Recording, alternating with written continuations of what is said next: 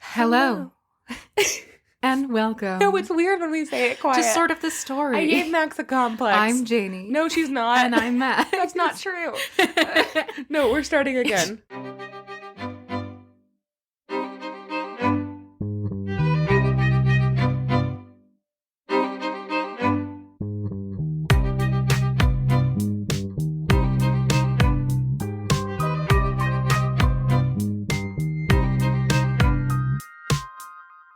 Hello, and welcome to Sort of the Story. I'm Janey. And I'm Max. And this is the podcast where we tell each other stories like fairy tales and folk tales and mythology. And also, you are here. Welcome. Welcome to the podcast. Wow, welcome back, guys. Guess what today is? Sunday. It's my birthday week when you're listening to this. Oh. It's 9 days before my birthday in real time as we're recording it. Oh. Yeah. Do you know what I want for my birthday? What? I want us to get to 100 Apple Podcast reviews. We're at 84 right now. Ooh. It's doable. It's doable. So if you haven't rated and reviewed us, do it. Also, welcome to the podcast. Give us 5 stars. It's this my podcast is not for birthday. kids. It's not for kids. If you're a kid, stop listening. But also, fucking please get us to 100. Today, in particular, Janey asks for so little. I ask for so little. I am almost positive that's not right. I'm almost positive I'm constantly asking for stuff.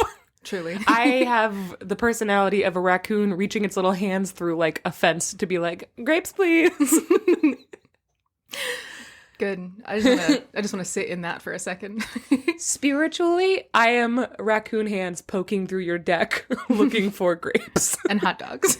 Yeah, anything really you want to pass along, I will take, and thank you. Gummy bears. Oh, give me some gummy bears. And also, a Watermelon 5-star rinds. review on Apple Podcasts. Oh my What's your God. spiritual self? Well, you kind of took mine. But that's okay. Max and I are 4 raccoon hands poking up through your deck, asking for a 5-star review. I want your watermelon rinds. Max is like, watermelon rinds, I want 5-star review. One of us is a professional. You tell us which one. If you have chocolate wrappers and you want to just drop them down there, I'll just chew on them. That's fine. Max, you shouldn't tell them your business.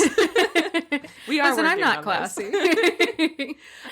Everyone, welcome to the podcast. I'm moving on, Max.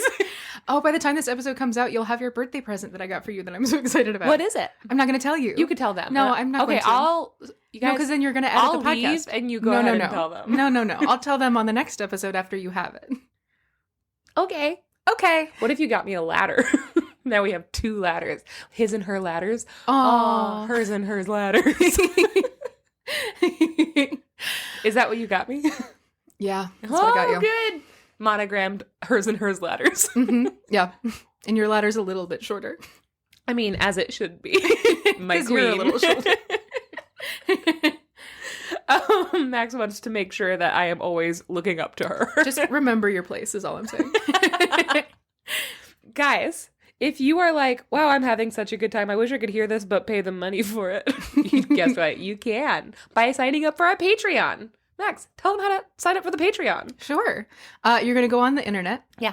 And you're going to go to this episode or any of our episodes.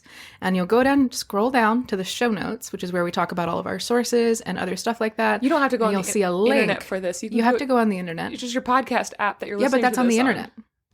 Yeah, but you don't have to open You need up a access whole to the new World Wide browser. Web is what I'm saying. You have to be connected to the World Wide Web in order to pursue this. Okay. But you're going to go to the show notes for this episode and you're going to click on the link that starts with www.patreon.com. And then you're going to look at our offerings and you can select either the $3 tier, Team Troll, which for $3 a month you get access to our Discord, which is full of the loveliest human beings on the planet. So good. Just the best. So good. Just the best. Guys, our Discord is the most supportive and quirky place on the internet.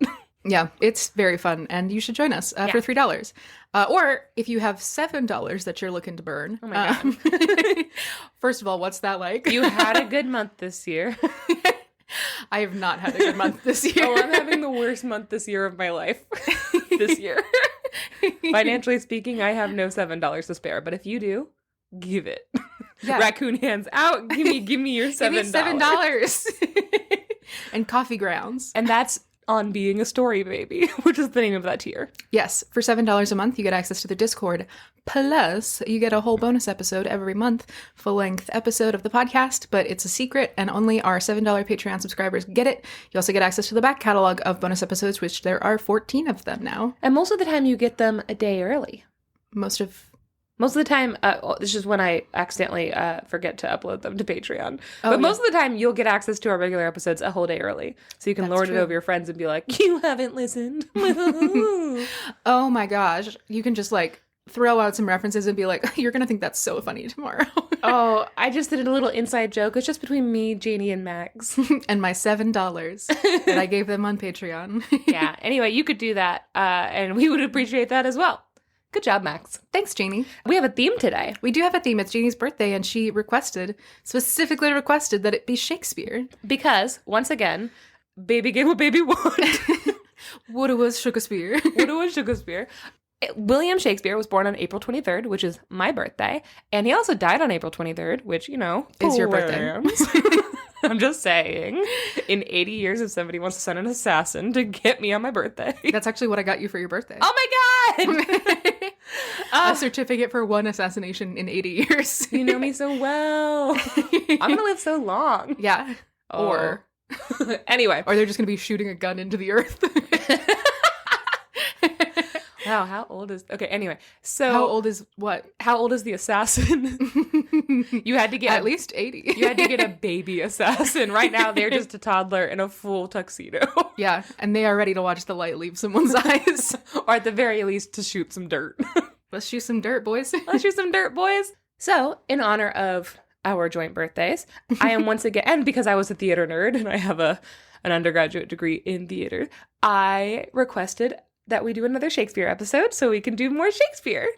Yeah, and now we're doing more Shakespeare. Yeah. This is the second Shakespeare episode. Yeah. I really liked the last one. I thought it was very fun. It's one of my favorites. This one's gonna... Last year, I did the origin of 10 Things I Hate About You, which is Taming of the Shrew, and Max did As You Like It, and I went back and re-listened to it a couple weeks ago, and it's hilarious. And this year, I'm gonna take us way down, and we're gonna learn all about King Lear. And I'm going to tell the big bummer of a story that is Macbeth. So this episode's going to be not fun. Oh my God, should I bleep out Macbeth every time you say it? And I'm going to tell beep. I'm going to be retelling the Scottish play. Oh, I'm just kidding. Guys. Mackie's. She's going to be retelling the story of Mackie D. Mackie B. Mackie Mac. Mackie Mac and the Brainy Bunch. So it's going to be a little bit of a different vibe, but it's still going to be fun. And you should still listen because it's my birthday. Yeah. It's Janie's birthday. Are you going to turn off the episode on Janie's birthday? How dare you? You know who'll know? God! And Janie. Have you ever seen us in the same room? I haven't. That's all I'm telling you. Okay, let's get started then. Okay, guys, I'll be right back with a story. Bye. Okay, Max. Okay, Janie. I'm really excited about this. I've never seen or read or known anything about King Lear. So when I lived in New York, which I was from 18 to 20, I lived in New York, and I got to go see Derek Jacobi, who's just a phenomenal classical actor. And he played King Lear on Broadway, or maybe off-Broadway. I can't imagine he'd do it off-Broadway. Anyway, I got to see Derek Jacobi, an amazing actor, play King Lear. And it was one of the best performances I've ever seen in my life.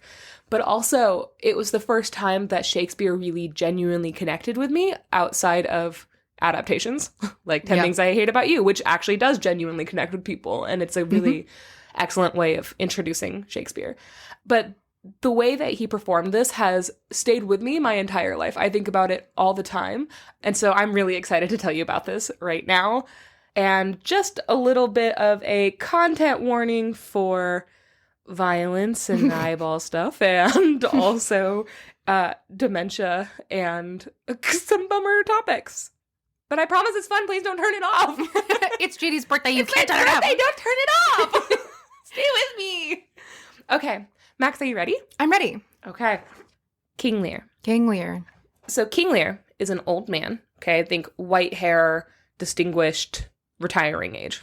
Okay. Mm-hmm. He has 3 daughters. Their names are Goneril, Regan, and Cordelia. Reagan as a girl's name feels so modern. Yeah. And Goneril is hilarious. Yeah. Yeah. There's only one other word that starts that way. Yeah. Gone girl. No. I'm just kidding. It's gonorrhea. Okay. Reagan, Goneril, and Cordelia. Cordelia is the youngest, and she's his favorite. She's the sweetest, and he's very open about how she's his favorite child. And one day, he gathers everybody around, like all of his court and his daughters and like his guards and stuff, and he makes an announcement. He says he's retiring from being king, and he's decided to divide his kingdom into 3 parts and give each of his daughters' families, basically, a piece of the kingdom to rule together, but as 3, right? Goneril and Reagan are both married. Goneril is married to the Duke of Albany, and Reagan is married to the Duke of Cornwall. So their lives are all set. Cordelia is not married yet, but she has 2 really high-powered suitors who have been like kind of sniffing after her. And so he's like, she's going to get married really soon, so this is a really good time for me to do this and set you guys up for life, basically. Mm-hmm. Obviously, he's not giving up the title of king. He's still going to be king in title, but they can have literally everything else. And he's also said his only other request was, because he's like, my kids are going to take care of me. My only other request is that I have 100 soldiers to be in my personal entourage, basically. But other than that, everything is yours. You can have the titles, you can have the money, you can have the power. I trust you guys to run my kingdom. So he makes this big announcement, right? And everybody's like, wow, that's unprecedented. And okay. And he turns to his daughters and he's like, I'm going to decide who's going to get the biggest portion. I've already decided who you're going to get, but why don't you guys, like, right now, all 3 of my daughters, tell me how much you love me. Tell me what I mean to you. Like, he's just like, blow smoke up my ass, thank you. So Goneril steps forward immediately and she says, Sir, I do love you more than words can wield the matter, dearer than eyesight, space, and liberty, beyond what can be valued, rich or rare, no less than life with grace, health, beauty, honor, as much as a child ever loved her father, found a love that makes breath poor and speech unable, beyond all manner of so much I love you. And she's like crying at the end, just like wiping away tears. And she's like, oh my God, nobody's ever loved anybody as much as I love you. And King Lear is like, here's your piece of the kingdom. Good job telling me I'm great. And Reagan speaks next. And she's like, ditto. Also, what she said. But also, I love you so much that I hate everyone else. And he's like, big piece of kingdom for you. Enjoy that. Love that. And then he turns to Cordelia, his favorite child, the apple of his eye. And he's like, what do you have to say for me? Everybody listen to this. Hold on, Cordelia's really going to take down the house. She's brilliant and sweet, and she loves me so much. Go ahead. Blow your sisters out of the water. And she says, oh, I don't have anything to add or say. And there's like an awkward silence. And he's like, oh, what? And he laughs after a minute and he's like, no, surely you don't have nothing to say. He's like, say how you feel. Like, just tell the truth. And she says, I love you like you are my father and I am your daughter. I don't love you more than that. I love you a whole lot. But it's a normal amount of love. Yeah. And Lear's getting annoyed. And he's like, listen, if you don't start kissing ass, you're about to lose a lot of what I'm offering here. Stop being ungrateful and explain yourself. And she's like, I would love to explain myself. My sisters are full of shit. So both of her sisters claimed that the only person in this whole wide world that they loved was their father. But she's like, but they're both married and they're going to have children one day. And it's weird to love your father more than you love your husband or your children. I'm not going to promise that because that's weird. You shouldn't want that for us. And she's like, it's not true. That's not true. I love you too much to lie to you. I love you so much, but I'm not going to top the bullshit they're spewing out there. Damn. Really setting some healthy boundaries there. Oh, 100%. And she's very well spoken. But he's getting so mad. And she's trying to explain it in a kind way. And he's just like not having it. So he throws a royal tantrum. He disowned Cordelia then and there. He tells everyone who listened that she had been his favorite. And now she's ripping his heart out of his chest. And why don't you just kill me? since you hate me, and you'll be sorry when I drop dead. She's really laying it on. And then he tells his sons-in-law, Cornwall and Albany, he says, divide her portion of the kingdom between you. She doesn't get anything. I'm ripping her of her inheritance. She's no longer my daughter. And he's like, and this is what I'm going to do. I'm going to spend 1 month with one of you, and then I'm going to come live with the other one of you for another month, and that's how I'm going to do this. And at this point, he gives them his crown to split between them somehow. And then he leaves angrily.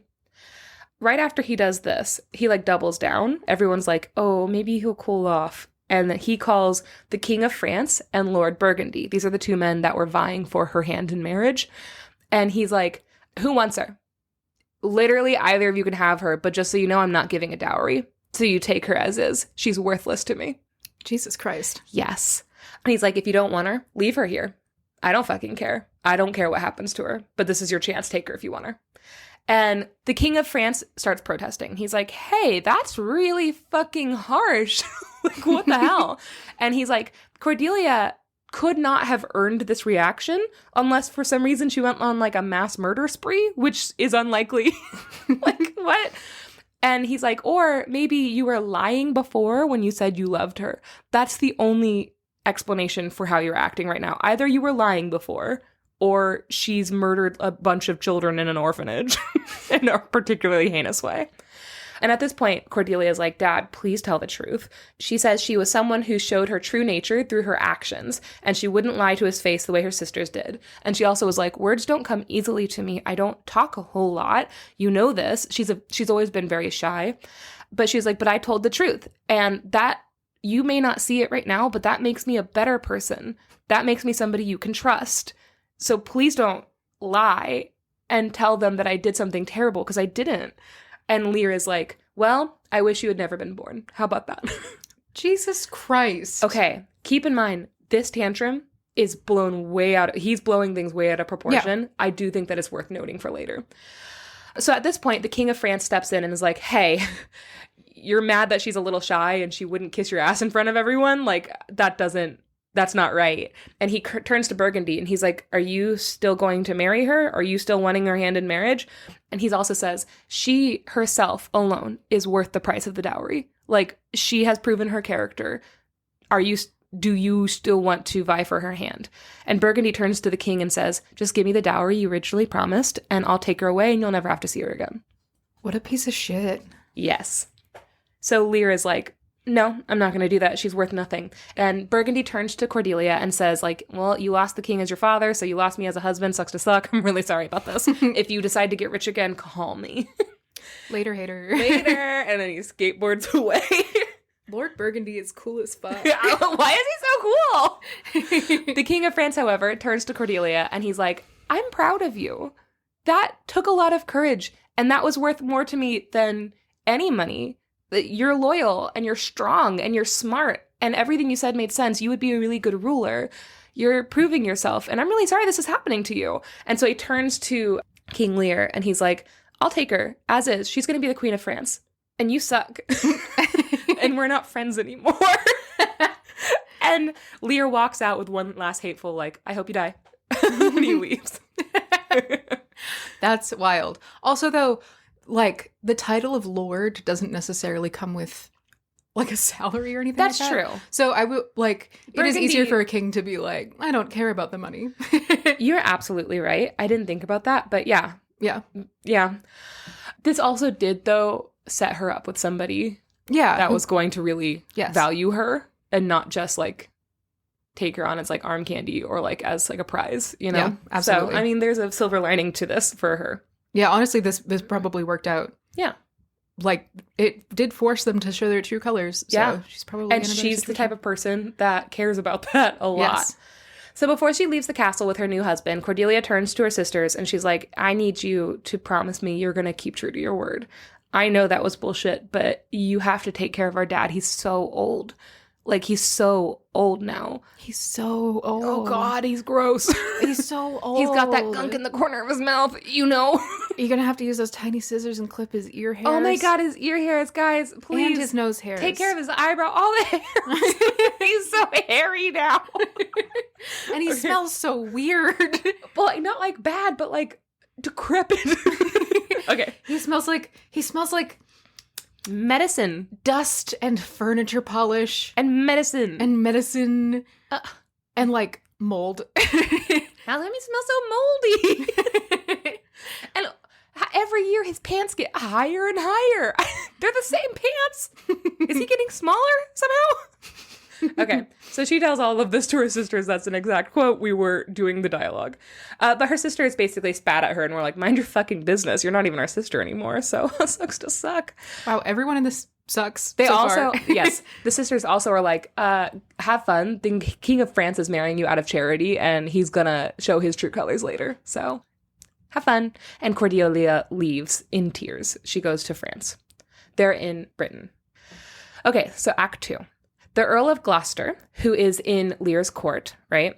And he's a very good friend of King Lear. He has 2 sons. So we're going to see 2 parallel stories running at the same time. Okay? Mm-hmm. They're going to cross a bunch, but this one is the Earl of Gloucester, who has 2 sons. The younger son is a bastard. In that, he's a real son of a bitch. Yes. And also, he was conceived with a sex worker. And they are not respectful of that at all. Gloucester's like, I sure had fun making him, but what an illegitimate piece of trash. It's like, damn. All right. He raised the boy, and he is now a respectable man, right? Like, his name is Edmund. But Gloucester constantly introduces him to people as the son of a whore I once had sex with. Jesus Christ. Yeah. Even though Edmund is extremely intelligent, and he has been given the best education, and he's very capable, and he's a great sword fighter, all this stuff. But he's still just the bastard son of the Earl of Gloucester. So Gloucester's other son, Edgar, is legitimate. And so when Gloucester dies, Edgar is going to inherit everything, and Edmund will have nothing. He doesn't get a single one of the inheritance. So he's been raised rich, but he's not rich. Mm-hmm. And he's out of luck when his dad dies, unless Edgar takes care of him. Mm-hmm. That's one of those weird things also where the only other way for him to be well off is to marry a wealthy woman. Yes. Which is weird because that means that you spend most of your adult life before yes, knowing that your dad could die at any time, being like, ooh, I hope I can convince somebody to marry me between now and when my dad dies. Even though I don't come with anything official. Yes. Yeah. So obviously this feels very unfair to Edmund, and he begins to hatch a plan for how he's going to steal his brother's inheritance. So this isn't like a scrappy underdog. He's a real asshole. Oh, damn. I know. He begins by pretending to hastily hide a letter he's reading when his father walks into the room. Stage 1 of his plan, pretend oh, my dad's coming in, I better hide this letter. Act he super suspicious. Makes all this thing, and he tries to fold it. It's the size of a map for some reason. Gloucester walks in and he's like, what were you reading? Why are you hiding it? And Edmund's like, what letter? What letter? Ooh, you say who is reading who? Moi? No. Nothing? And he is still folding it behind his back. And Gloucester's like, I didn't say letter. Is that a letter? What's this say? And he's like, say? For who? And so at one point he's like, it's from Edgar, but it's bad. You'll hate it. You shouldn't read it. Edgar said, I mustn't betray my brother's confidence. It's so bad. You'll definitely hate it. And Gloucester's like, yeah, I think I'd like to read it. And so he takes the letter from Edgar, in quotation marks, and it says that he's basically waiting for our parents to die of old age is a real drag. I hate that. If we want to be cool and rich, Edmund, you should kill our father. Whoa. What? And he's like, and I'll promise, as a reward for your murder, I'm going to share my inheritance with you. Damn. So Gloucester immediately is like, what? How dare he? My favorite son said what?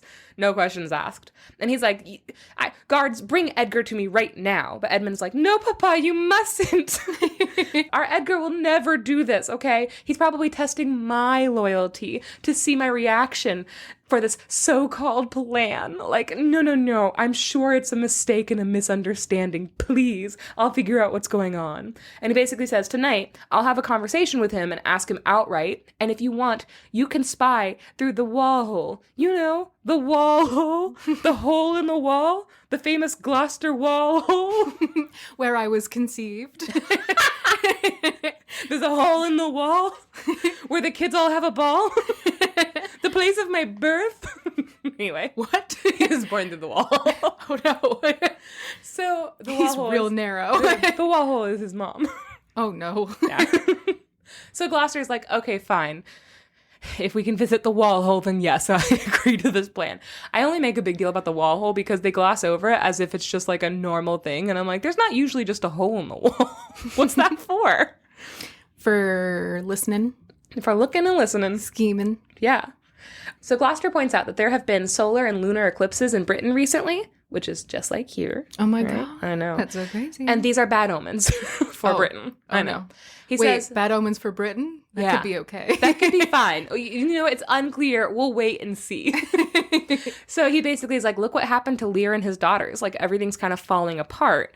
Things are getting really bad here recently. And so he leaves kind of muttering, and Edmund chuckles darkly, quietly at first, and then getting louder and building in intensity until it's a full guffaw. And he says, an admirable evasion of whoremaster man, to lay his goatish disposition on the charge of a star. Basically, he's like, astrology is bullshit. And then he says, my father compounded with my mother under the dragon's tail, and my nativity was under Ursa Major, so that it follows I am rough and lecherous. But I should have been that I am, had I the maidenliest star in the firmament twinkling of my bastardizing. Basically, he's like, I would have been a dick no matter what my star sign was. Ha ha! I'm a Scorpio now, but if I had been a Taurus, I'd still be a dick. And also, astrology isn't real. And astrology isn't real anyway. Ursa Major, ha ha ha. He calls Edgar in and asks him when the last time he saw their father was. And Edgar is like, I don't know, a little while ago. Why? And he's like, well, I'm only asking because I just saw him and he was like really mad at you. Like, what happened? And Edgar's like, Dad was mad at me? Edgar? The best boy? I'm the best one. And he's like, someone must have badmouthed me to him. But like, who would do that? And Edmund's like, Who indeed. Probably a Taurus. You know I believe in that stuff. So Edmund tells him that he was thinking the same thing. He's like, somebody is definitely trying to like badmouth you and take you down. And he's like, I'm so worried that you maybe have enemies that want to kill you. And he's like, listen, I think you should start carrying your sword with you everywhere. Like, you're not safe, okay? And you look a little sick. Are you sick? Oh my God. Like, you look pale. And Edgar's like, oh no, am I sick? I have enemies? Since when? Edgar's a little bit suggestible. And Edmund is a dick. Yeah. So he's like, never travel alone. I care about you so much. And he's like, and here, you need to kind of hide out for a bit just in case you do have enemies who are trying to kill you. Okay? And he's like, okay. And he's like, here, take my keys. Stay at my place. Okay? You'll be safe there. And when the time is right, I'm going to walk with you so that you could talk to our father and I'll help mediate. Okay? And Edgar's like, okay, thank you. And he's like, yeah, get the fuck out of here now. Go on. Go hide. And so when Edgar leaves, thanking his brother, Edmund chuckles darkly, quiet at first, but growing in volume and intensity. Over how lucky he is that his father and brother are both fucking idiots who he can trick easily and with very little effort. I love that this Shakespeare play includes like a villainous laugh. I mean, I say that. That's my thing. But it does. But it That's does. canon. He says he's going to get his rightful inheritance easier than anyone would ever think. And then he does his laughing. Mm-hmm. Meanwhile, back with Lear. I'm going to say meanwhile a bit, okay? So if you want to play a drinking game, just know I know. And I'll drink with you. Meanwhile, back with Lear, he is staying with Goneril, his oldest daughter. And he's a lousy house guest, okay? First of all, he has 100 knights. And we've said this before in other folktales. 100 knights is a lot of knights. That's too much knights, okay? And they are rowdy and they're a little bit rude. And Lear smacked one of her servants, whose name is Oswald. It's like her... manservant? Yeah, it's her personal messenger. He smacked her servant in the face because her servant was being a little mean to his fool. And I can't tell what side I'm on for that one. Don't smack the help, but also don't be mean to the fool. But also, the fool is there to be mean to. Not to smack. Not to smack, but the person didn't smack him. Oh, that's true. He was just being rude to him. Yeah. Yeah, it's really hard. Well, you know what? No, Lear gets to be mean to him, but some random fucking servant doesn't. Why not? I don't know. Anyway. It just feels like it would be more fun if he let everyone be mean to the fool. Well, maybe that's just his fool to be mean to. Maybe he has a second one for public use. This is the public fool. This is my private fool. Personal fool. She instructs her, I want a shirt that just says personal fool. I want a shirt that says public fool. We'll walk around town. And they'll have arrows pointing at each other. Aw. Cute. She instructs her staff to be super rude to him. Goneril does. She's like, okay, neglect all his needs, be really mean to him, and make it so bad for him here that he fucking leaves. I don't want my dad here anymore. She never wanted him there in the first place. Yeah. Now she has power. She really does not want to take care of this old man. She's like, if he wants to act like this, then he can pay the fucking consequences. She mentions that in his old age, he's becoming like a baby again, and so he can easily be manipulated. She's been clocking some decline in his mental state already. Mm-hmm. And she's like, so he deserves this, actually. And I'm going to be really, really mean to him. What? I know. After a couple days of this, he decides to leave early to stay with Regan. And he's like, I'm going to get treated how I'm supposed to be treated with Regan. Right? Mm-hmm. That's his plan. Lear's out of control. He's treating everybody terribly. More so when he starts getting neglected. That actually makes his behavior a lot worse. As happens. Eventually, his fool quits, makes a big speech. He's like, and here I go, and I'm going to quit, and I'm leaving now, and you'll never see me again, and you're gonna miss old fool when you're looking around for a fool. I'm nobody's fool. And everyone's like, that speech didn't mean anything. That amounted to nothing. And the fool says, you know what else amounts to nothing? Your income, because you gave it away to your terrible daughters. Bazinga!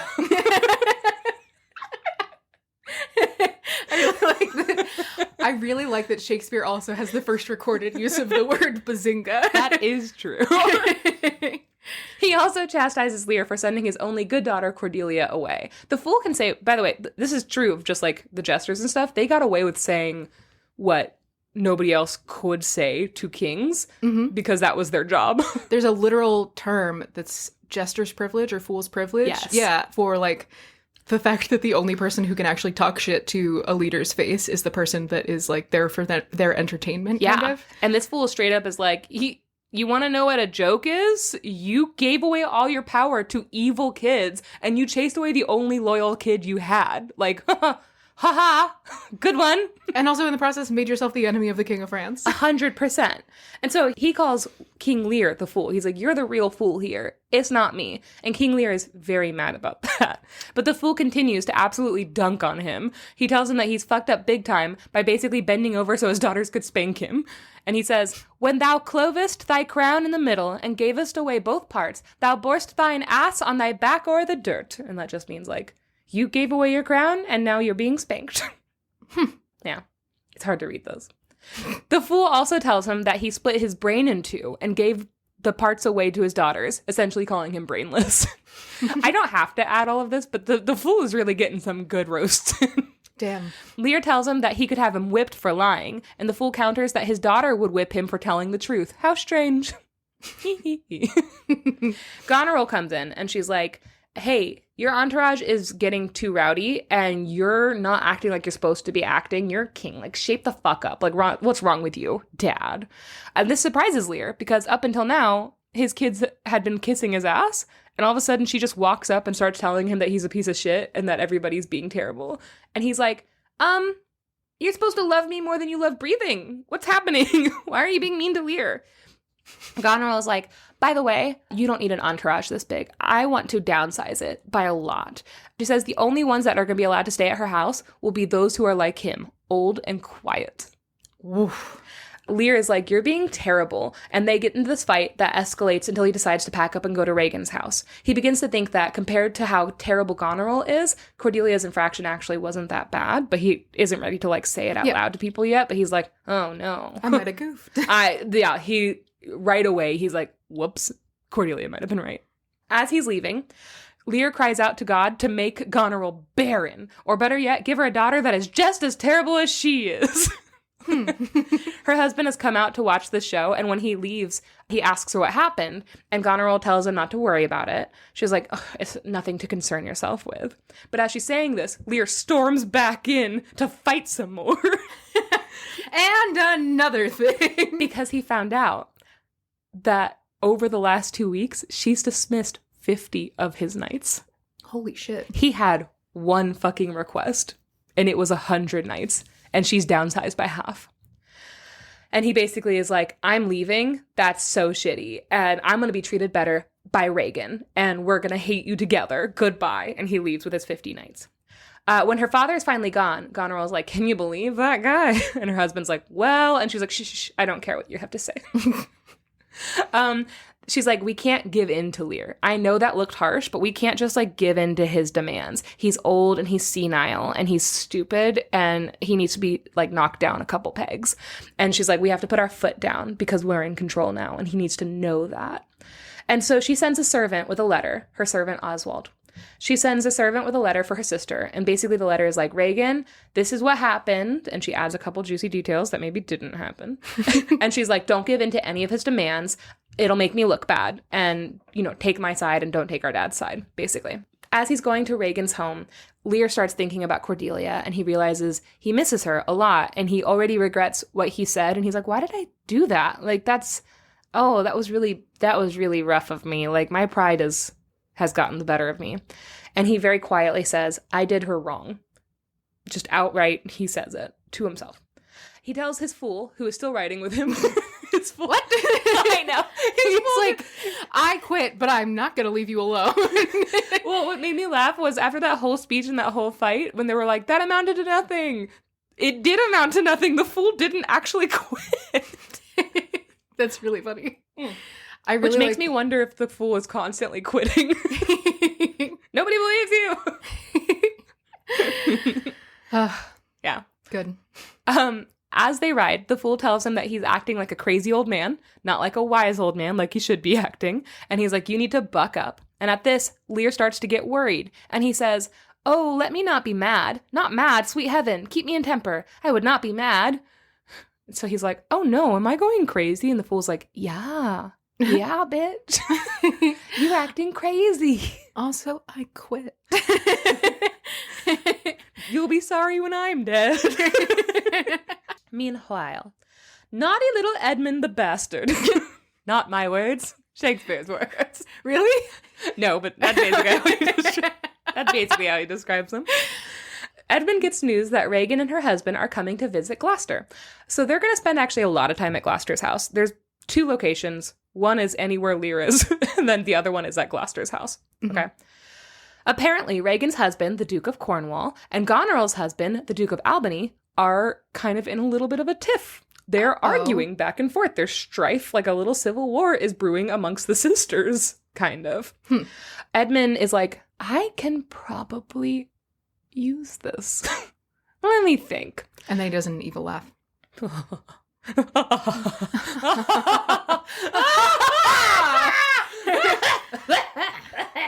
Because laughing like that hurts. Okay. Classic As he's coughing, Edgar walks in, and Edmund tells him that he's been found out, and he has to move. Oh no. Nothing's happened. Like, he's just been sitting in the same room, and Edgar's like, hey, do you have any milk in here? And he's like, you have to leave. Everyone's trying to kill you. And he's like, fuck. Again? As Edgar is like getting ready to run, he's like, okay, where should I go? And he's like, who cares? Get out. But as he's getting ready to leave, Edmund hears his father coming, and he's like, you know what we should do? We should start fake sword fighting so it doesn't look like we're in cahoots, okay? Is like, I'm going to try to figure it all out, but like, just so they don't think we're working together, so I'm more credible when I back you up, what if we pretend to sword fight? And Edgar's like, okay, if you think that'll help. And so they slap each other's swords a bit, and then Edgar runs off. Before Gloucester and his men come fully into the room, Edmund cuts himself to make it look like that dastardly Edgar, who used to be Daddy's favorite, but no more. To make it look like he tried to kill him. And so, as he's sitting there bleeding, he tells his father that it's because he refused to help him murder their beloved father. Edgar is mad, I tell you, mad! And Gloucester's like, oh my god, we have to stop this monster. This is so weird. He never gave any indication, but I guess he's evil now. And he sends some soldiers to go capture him. Regan and Cornwall arrive at the house, and they tell Gloucester that she's received letters from Goneril and King Lear, each complaining about each other. So King Lear also sent a letter. And Regan's like, I need your advice on what to fucking do about this. Because he's saying she's terrible and she's mean and I hate her. And she's saying he's awful and he's senile and let's hate him together. She's like, what do I do? And Gloucester is like, well, we have to take care of King Lear. Like, we need to make sure that he knows he's still respected, that he still has a place in this kingdom. And so, like, he's his friend, right? And he's also another older man. So he has a lot of sympathy for Lear. But also, it's becoming very clear that Regan and Cornwall care about their own power more than they care about his life. And so he's like kind of like, how do I proceed with making sure that he's cared for and also kind of stoking the egos of these terrible children, right? Mm-hmm. Meanwhile, Edgar is surviving the manhunt. Okay. That's after him. We're going to go around to a couple places. He's hid in a tree all night. All right. When he gets down, he's like, I have to hide. And so he decides to disguise himself. And then he goes up the tree. Back up the tree. He decides to disguise himself as a beggar named Poor Tom. And he does this by getting almost completely naked and covering himself in mud. And he's like, I'm Poor Tom. And then he starts babbling and he just walks off stage.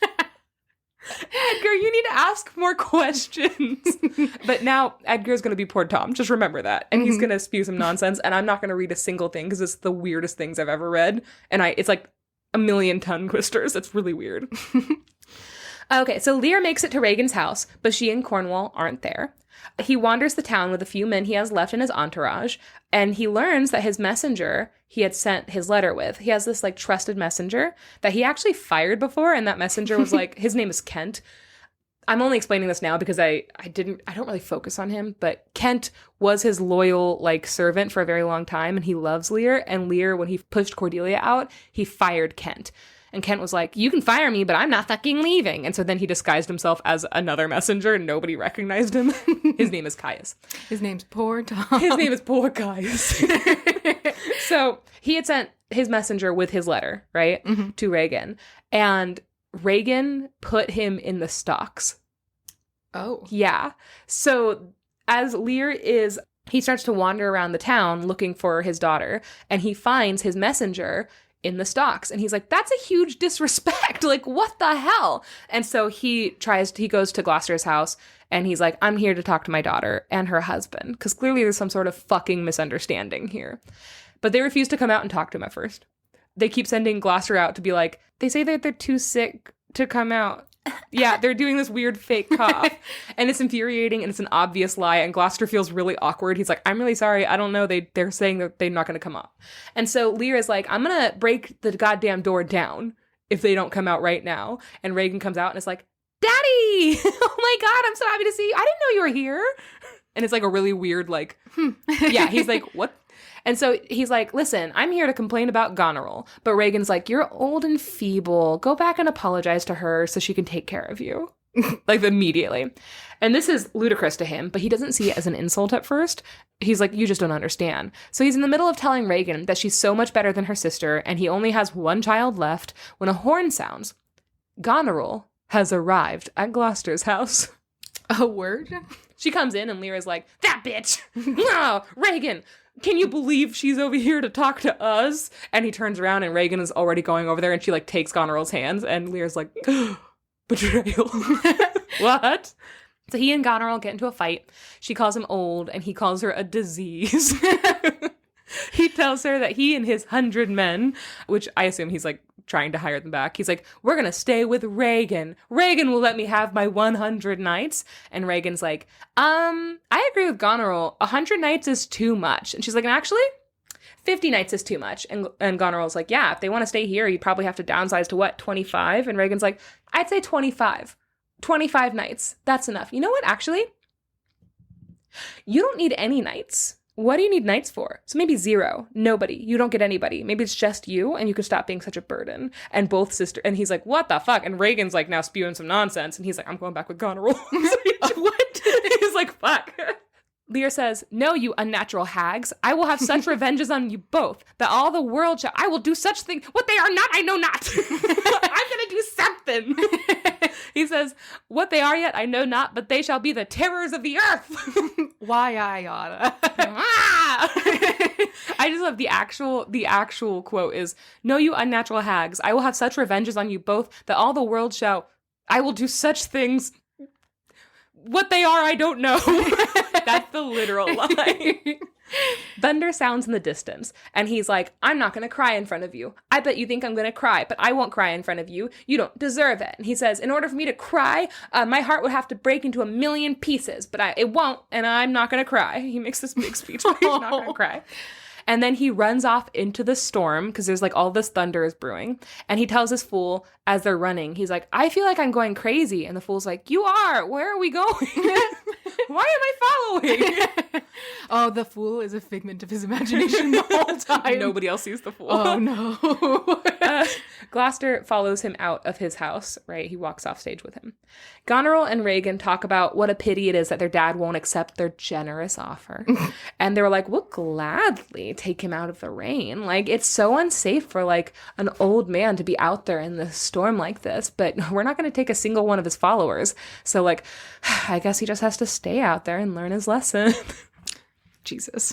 So the rain starts to pour down really hard, and Gloucester comes back and is like, "Lear ordered a horse, but he doesn't seem to know where he's going. He just got on a horse and got some for his fool, and then he left. So I don't know where he is." And he's like, "Also, out there are no trees for cover for miles. It's just like barren land. And so, like, we need to go get him." But Regan and Goneril are like, "No, he can take care of himself. He's an adult, and he made this decision. So, like, yeah, he can take care of himself." And then they start pressuring Gloucester to lock the doors against him. So if he does try to come back, he can't get in. And they're like, Lear is on his own with his men. I don't know if all his men followed him. So soon after this, we see Lear. We see where he is. Lear is still out in the wild. The only person with him is his fool, who is trying to stave off his madness with jokes. Oh, but it's not working. I am constantly a fool who is trying to stave off madness with jokes. Yeah, for me. And it doesn't work. I'm bad at my job. Albany and Cornwall are on the verge of a civil war.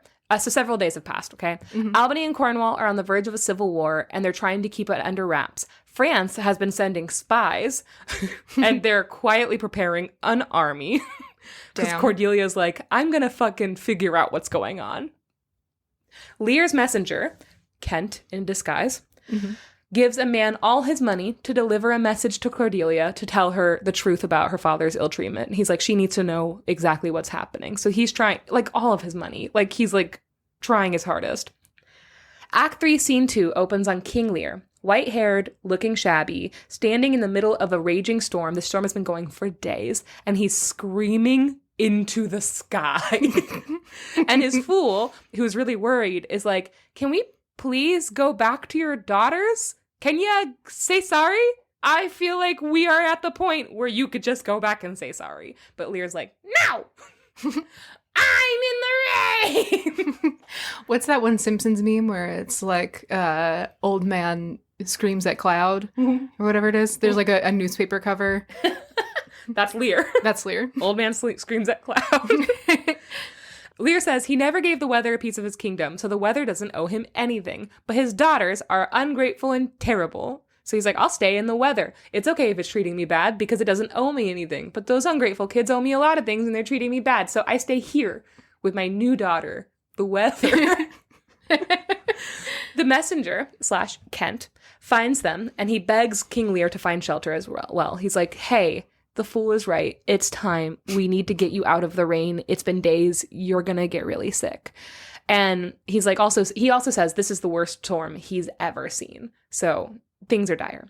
But Lear is still screaming into the storm. He's working himself up into this sick little fury. And so Kent manages to pull him into a hovel out of the rain, and he decides to leave Lear to rest in the hovel while he goes back and begs Goneril and Regan to take their father back. Right? He's like, "I'm going to do it for him. Clearly, he's out of his mind, and he needs somebody to help him." While he's gone, Lear starts to quietly say, like, "I think I'm losing it. I think I'm going crazy. He says specifically, my wits begin to turn. And he asks the fool, he's like, are you cold? I'm cold. And the fool is like, oh, no. Yeah. And he tells him that he's sorry and that there's one part of his heart left that is still sorry for the fool. Oh. Back at the house, Gloucester tells Edmund all about how terrible Lear's daughters have been treating him, right? So Gloucester's like, oh my God, my son, my only good son left. This is crazy. They've also made a new rule that Gloucester can't even mention Lear's name around them or else. Jesus. I know. Gloucester's like his best friend. So he's like, what the fuck is happening? What's more, he's received a letter about fighting between Albany and Cornwall, which he has locked in his safe, right? And so he's telling Edmund all of this. He's like, I got this letter in my safe and everybody's fighting and I'm worried about Lear. But he also tells Edmund that someone is coming to help Lear. He knows this. He decides to break the sisters' orders by going out to find the old king. So he's also going to go out on foot and search for him. And he's like, I'm going to help him. I'm going to tell him everything that's going on. And so he leaves Tricky Edmund in charge of dealing with Regan and Cornwall. But he's like, be careful, son. Something strange is going on. I think we have a mole. And Edmund's like, what? Who could it be? I'll be very careful, father. You're so brave. And your secrets are safe to me. Kent and the fool, meanwhile, are trying to get Lear to take better shelter in a cave, right? They're like, the hovel is leaking and it's going to blow over. You need to go in this cave. But Lear is being difficult. Oh. He's telling them that now that he knows how hard it is to be without a home, he feels really guilty about not doing more for disadvantaged people in his kingdom. He's like, wow, it sucks being out here. Like, no food and no shelter. And I have never thought about this, but I went my whole career being a king and I never helped the poor. Like, they should have more help. We should set up, like, things for them, you know? Like, things where they have shelter in storms? Is that a thing? He's like, I should rectify that later. So they get him to the cave and the fool walks in to check it out and then runs back out. It's like, there's a ghost in that cave. And he runs out. Ghost? There's a ghost in that cave. It turns out Edgar, disguised as poor Tom, has been taking shelter. Man covered in mud. So Edgar decides to really play into the part of poor Tom, and he comes out begging and singing, and he does a bunch of really weird things. But Lear is also getting worse by the minute. So now there's just two madmen just like raving at each other. And King Lear sees him, and he's like monologuing made up Shakespeare words. And King Lear is like, are you homeless because your daughters took everything from you? And he's like, what? And Kent is like, this man has no daughters, Lear. Like, no, but Lear can't let it go. He's like fixated on the fact that he must be suffering because his daughters were terrible to him. Poor Tom is monologuing nonsense things to stay hidden, and Lear can't stop monologuing about how he can't like separate the two. At this point, Edgar / poor Tom starts to rant about women in a really weird off-the-cuff way. Yeah. While he's doing this, Lear is staring at this nearly naked, like, shivering man, and he starts to talk about how clothing and social stature mean literally nothing. He's like, wow, it's all made up. These clothes don't mean anything. My crown didn't mean anything. We made that up. Words are made up. Titles and riches, there's no reason why I'm rich. There's no reason. That's so stupid. You live in a cave. And so then he starts to take off all his clothes. Oh, no. Okay, so Sir Ian McKellen, the great actor, played King Lear very famously. Oh, God. Yes. That would be... And he was incredible, apparently. But he got fully naked. And apparently that caused quite a stir. People were like, good for you! Yeah. Can you imagine having to see Sir Ian McKellen's penis? I don't know what I would do. I would be upset. I'd start throwing money. Oh, inappropriate for this play. He's like, money means nothing. And Max is throwing pennies at his dick. He's like, weird. Does this mean nothing? Okay, so the fool and Kent try to stop him from doing this. And at this point, Gloucester finds them in this cave, and he's carrying a torch, and he's brought some food. And Edgar goes further into character because he's like, oh, my dad's here, but he's covered in mud and he looks completely different now. And so he just starts like fully ranting and raving about random stuff like eating amphibians and cow dung. Huh. Yeah. Until Gloucester is like, oh, weird. Just keeps moving. Can you go? Ew. Do you mind? We're in the middle of something here. So he's like very concerned that King Lear, the king, is hanging out with this nutcase in this cave. He's talking about eating frogs and shit. Can we get you somewhere else? He tries to talk to Lear, but Lear only wants to talk to poor Tom. Oh, no. He calls him a philosopher. And so he pulls Edgar/poor Tom to talk in private, and Gloucester tells Kent that he has a reason to go mad, that his daughters are plotting his death. He's like, listen, this is nothing, it's temporary, and it's because of stress. His daughters are literally trying to kill him now. So he finally convinces Lear to go with him, but the old man will only go if he can take poor Tom with him, because he loves him. He's my new fool. Yeah, so poor Tom, and the fool's like, the fuck? I quit! And then he helps them all out of the cave. Meanwhile, back at Gloucester's castle, Edmund is really ramping up his evil plans. He's going full Maleficent. He tells Cornwall all about how his father has snuck out to help King Lear behind his back, right? Mm-hmm. And he shows him the letter his father had locked up in the safe, convincing him that Gloucester has been the spy this whole time. And he's like, this is so sad that I have to tell on my own dear father, but that's just how loyal I am to you. Like, you know, I just love you so much. And I love my dad so much. So I am sad about this, but I'm a boy's boy. I'm here for you. Cornwall decides to find Gloucester and punish him. And afterwards, he's like, I'm going to make you the new Earl of Gloucester. And Edmund's like, I guess. It's going to be sad, but I do accept. Back with Lear. Gloucester has led Lear, Kent, poor Tom, and the fool to a little house outside of his castle to get dry. Kent tries to get King Lear to go to bed, but the old man is fully losing it. He is convinced that Regan and Goneril are in the room with him, and he makes everybody have a trial. He's like, you're the judge, and you're the judge. You're the judge. He literally is just, everybody's a judge, and he's like, and look at this woman, isn't she terrible? Tell her how bad she is. And they're like, bad, gavel. So everybody, so bad. They have like a mock trial where all of the men in the room are like, oh, like awkwardly playing along, and King Lear is like, yeah, arrest her. King Lear would like to call his second witness, poor Tom. And he's like, flippity gibbet. I hate women. Skibbity doo. I hate women, and what about you? Eventually, Edgar makes a comment that he feels so bad that he wants to cry. He because they do a lot of asides to the audience, and Edgar's like, it feels really bad pretending to be crazy next to somebody who's actually going crazy. Yeah. Oh, this is so awkward for me. But I guess I have to keep going. So he keeps going. Gloucester comes back and tells Kent that he has prepared a litter to carry Lear far away. He's like, he needs to get out of here now. He says there's a plot against his life and they need to get to Dover as fast as they can. And so everybody except for Edgar, poor Tom, leave. At this point, Edgar is feeling a little bit better about his own situation. He's like, I think everything's going to be okay if I can just talk to my dad and show him that I've been framed. I think that's all I have to do. So I just got to bide my time a little. In perspective, things aren't so bad for me. I may have gone a little hard with being naked in front of everyone I know.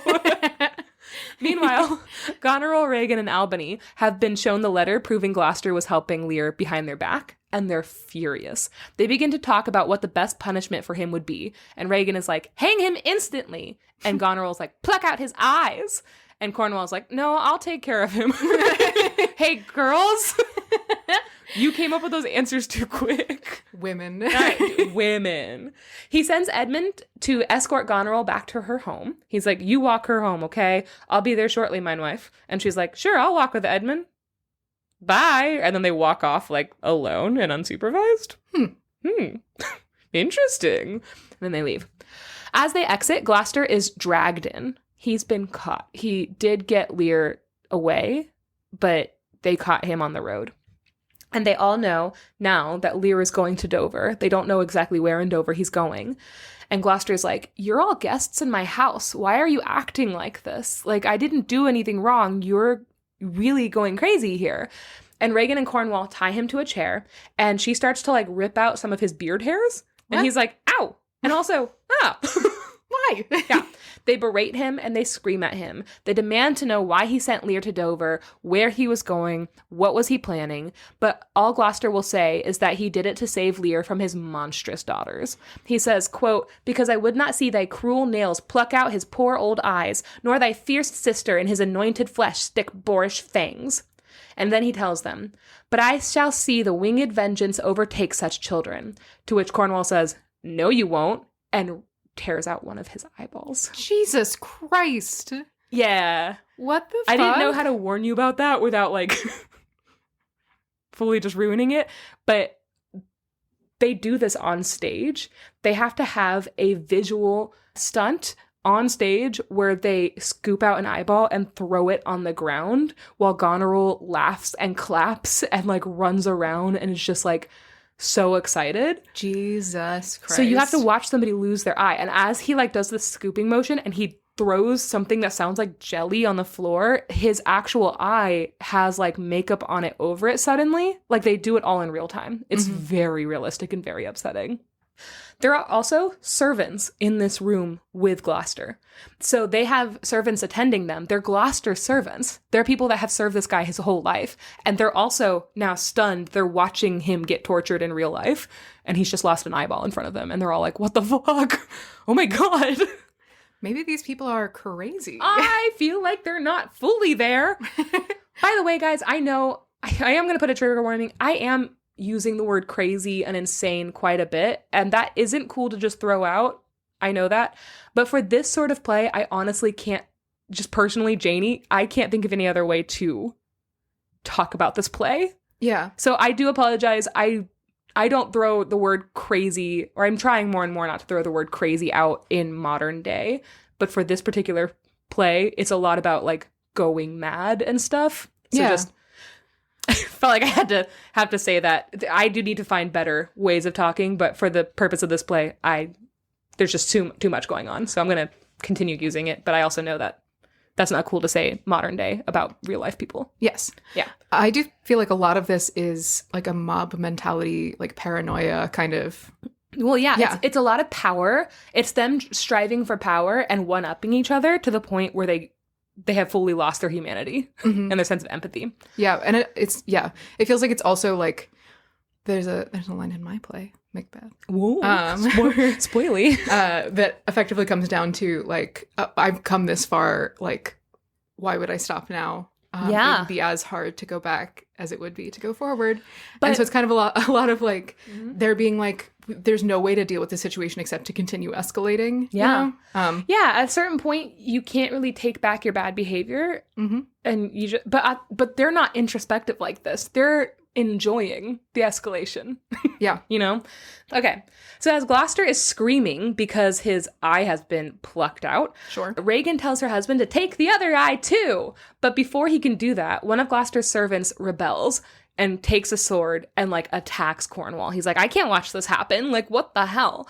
And so he does almost kill Cornwall. He gets, like, he stabs him. But as he's doing that, Regan comes up behind him and stabs him in the back and kills him. And then Cornwall digs out Gloucester's remaining eye, blinding him completely. That was one of the most upsetting things I've ever seen. It looked so real, and they were laughing so hard. It's disgusting.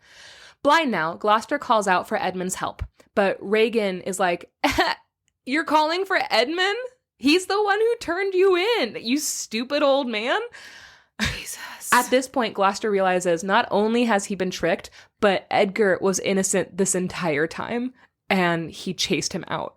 So Regan orders the servants to throw him out of the gates so he can, quote, smell his way to Dover. Jesus. After he's let out, Cornwall collapses from his wounds, and Regan's like, okay, well, let's get you out of here. And she helps him up, and they stumble out together. And so left alone, the servants that have just witnessed this horrifying thing are like, we're going to go help him.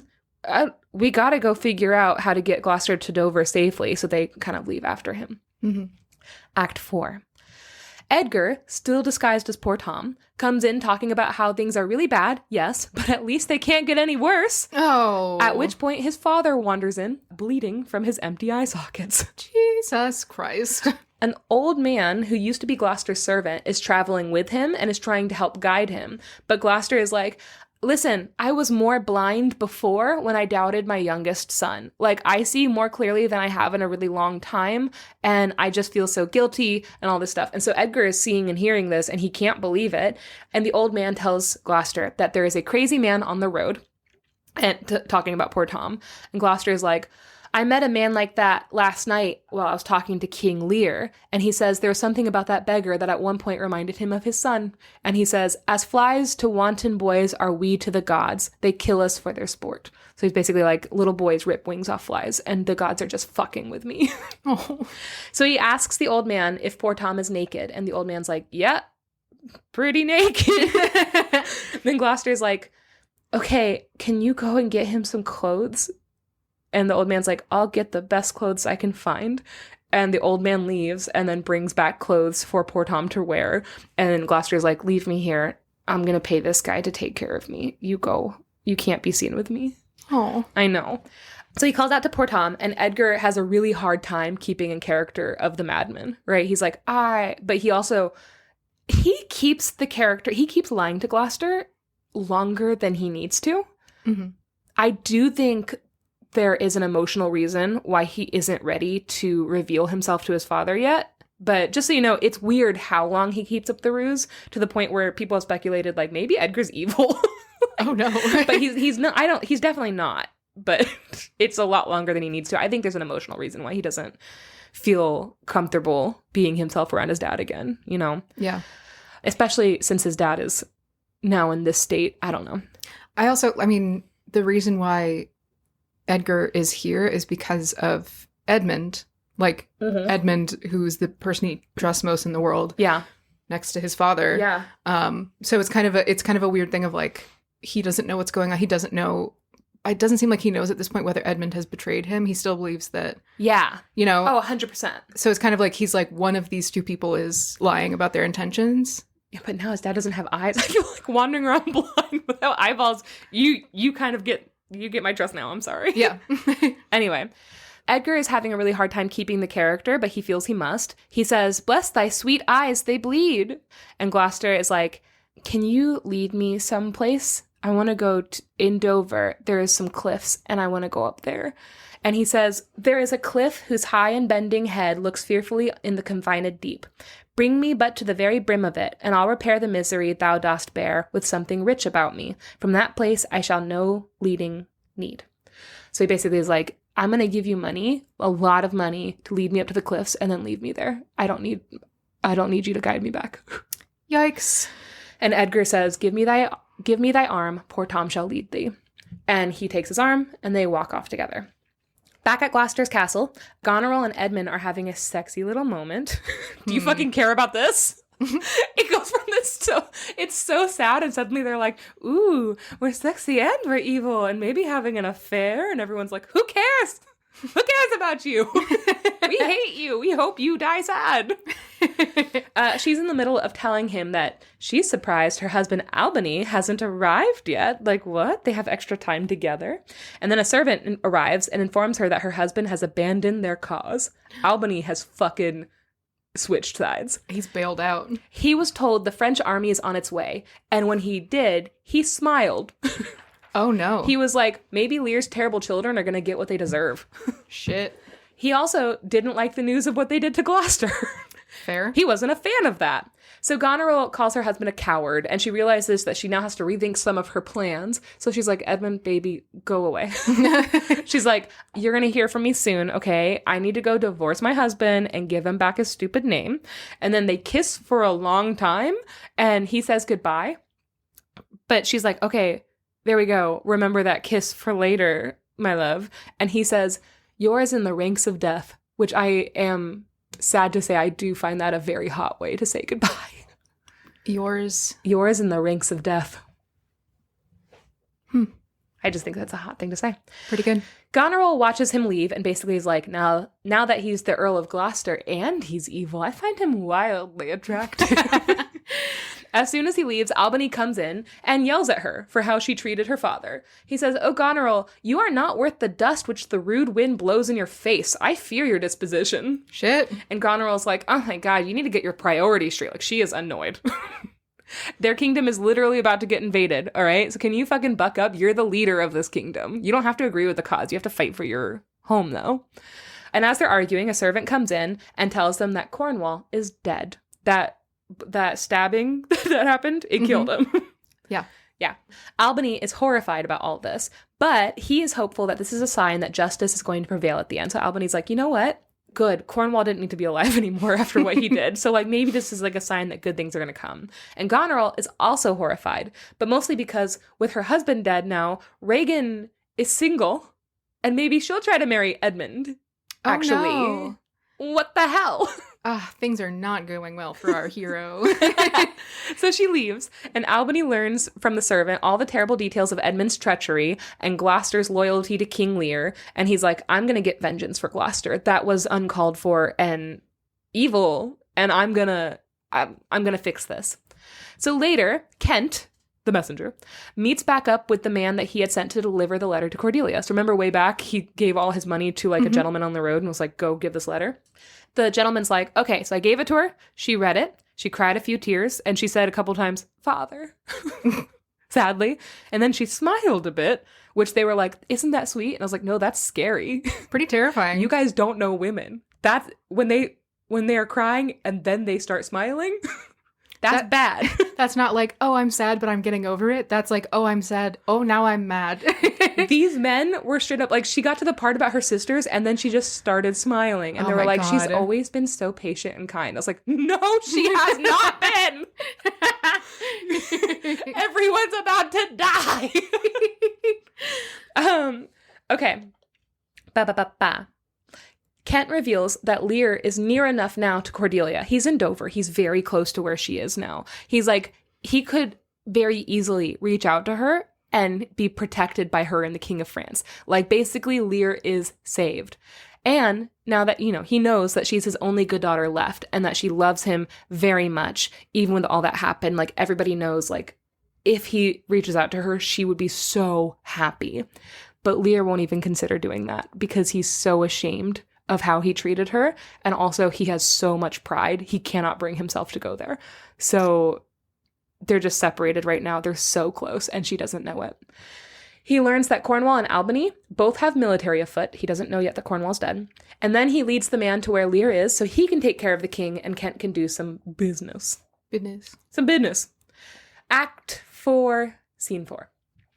Cordelia enters with drums, colors, a doctor, gentlemen, and soldiers. She's brought everyone. The Queen of France. She's the Queen of France. She tells us that she's been searching for her father, but that she just missed him. She realized she has intelligence now, and she's like, damn it. We found him, and he had just gotten away. He had escaped from his caretakers and was last seen in a cornfield, as mad as the vexed sea, singing aloud. He had made a crown of, like, a bunch of different types of plants and flowers, and he was just, like, wandering off, and nobody can find him.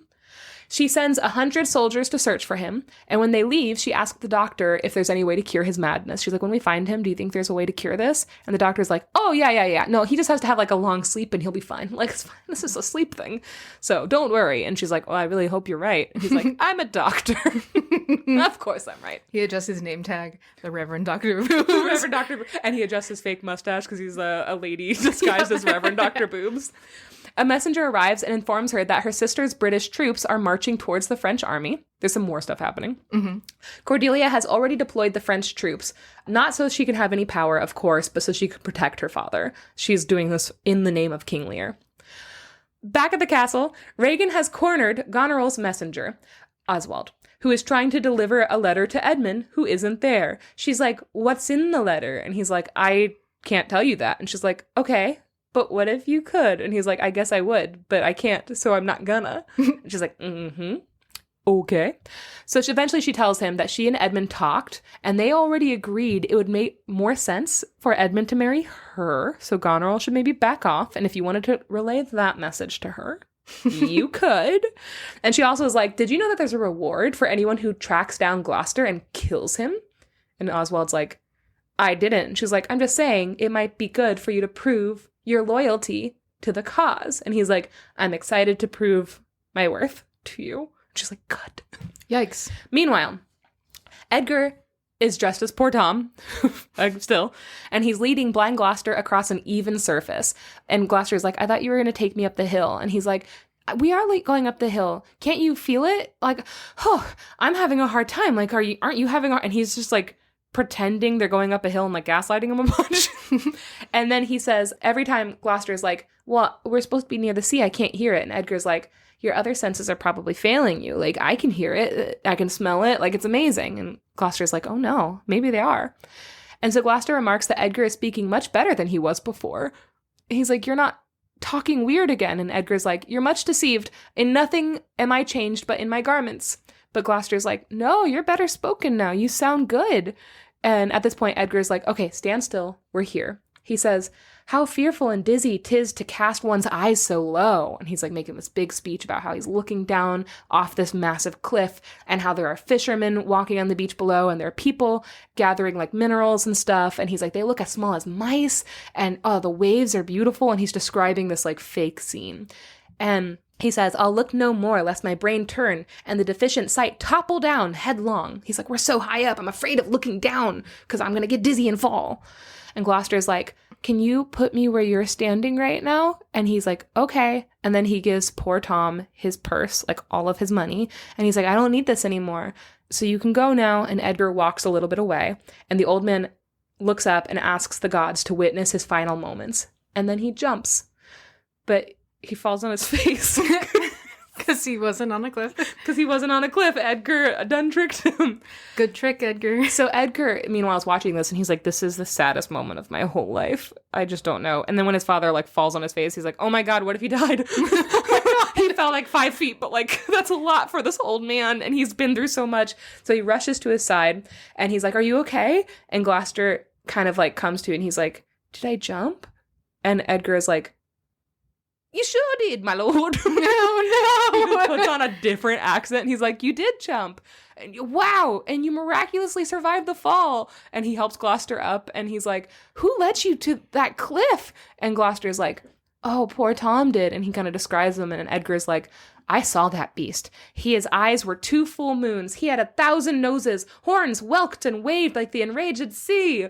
And he's like, there was a demon up there leading you. It wasn't poor Tom. It was a demon. And he's like, and guess what? The gods saved you because you're so special and your life is worth so much that like they saved you. So you probably shouldn't do that again. You were probably thinking about dying by suicide because a demon was leading you. But like you're safe now and you can stop thinking that. Edgar's trying his best. He's being wacky. Edgar is doing some antics in a very serious moment. And Gloucester's like, oh, well, that makes sense. I guess I won't. Oh, no. At this point, King Lear enters the stage. He is talking to himself, and he's saying, no, they cannot touch me for coining. I am the king himself.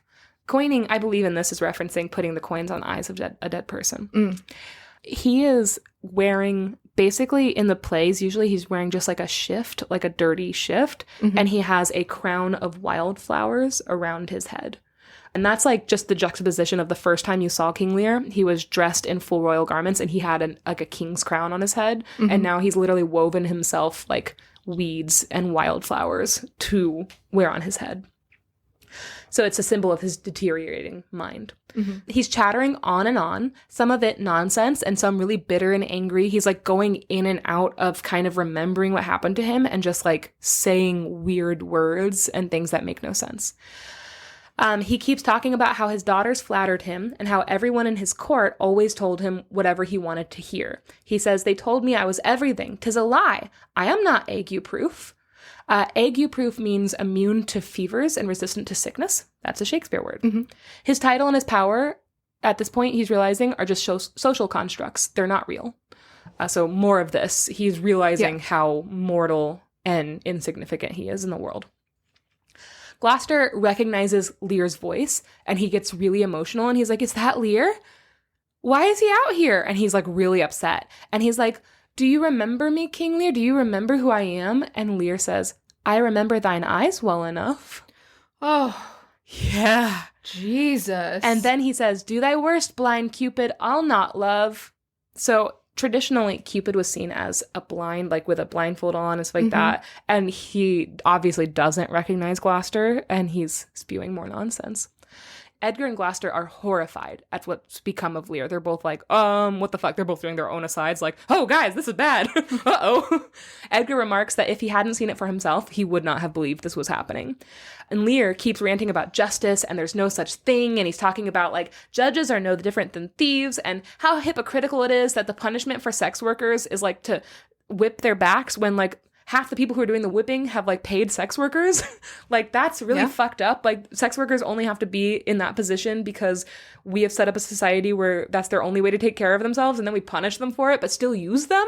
Like, what the fuck is wrong with us? Like, King Lear's getting woke. King Lear got woke. At this point, Gloucester begins to cry, and as he starts crying, Lear, like, looks at him and wakes up for a second, and he's like, hey, no, of course I recognize you. I know who you are. You're Gloucester. And he kind of walks up like, whoa, why are you crying? And he says, like, it's okay to cry. We came into this world crying. And then when men get to a certain age, we see the world for what it is. And we can cry again because it sucks. And then as Gloucester's like, okay, like relieved, Lear slips back into madness. And he's like, I like your hat. And Gloucester's like, no, I'm not wearing a hat. Oh, no.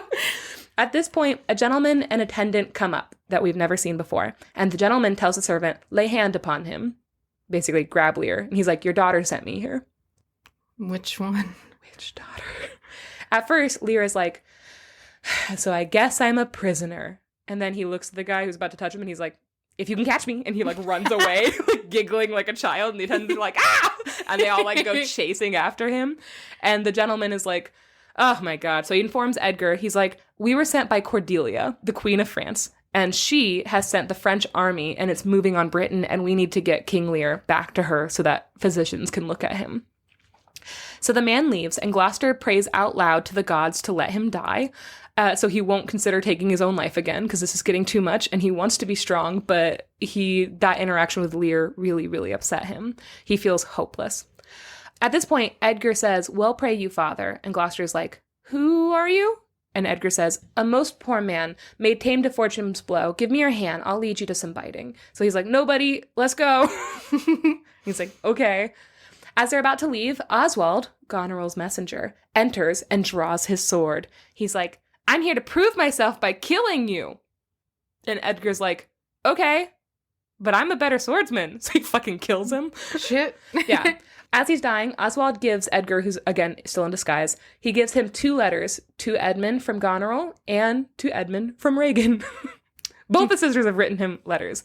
And he's like, will you deliver these for me? I know you killed me, but, like, will you do this? And Edgar's like, okay. And then he dies and he's like, open, read. Edgar reads them, thinking, and he's like, is that possible? I don't think that's, like, anatomically possible. That's gross. Ew, no. Edgar reads them, thinking they may have important information for the battles to come. And the first one is from Goneril. And in that letter, Goneril asks Edmund to kill her husband so they can be together. And he's like, oh, is my brother the bad guy? Uh-oh. Oh, fuck. So now he has proof that Goneril is treacherous, that Edmund has betrayed him. All of this stuff is coming together. Meanwhile, Cordelia is with her father, finally. He has been sleeping for a while, and he's under the care of the doctor that she's brought with her. They decide that it's time to wake him up, and they start to play music for him so he won't be scared. Oh, I know. She starts kissing his brow, and she's like, I'm really sorry. Your daughters were so terrible to you. Like, none of this should have ever happened. Like, I'm so sorry. You didn't deserve this. And she's like, I can't believe they sent you out into a storm by yourself. You're so old and you're sick, and obviously you needed somebody to take care of you. Like, I wouldn't. And then she says, mine enemy's dog, though he had bit me, should have stood the night against my fire. She's like, I would not have treated my enemy's dog like this. Yeah.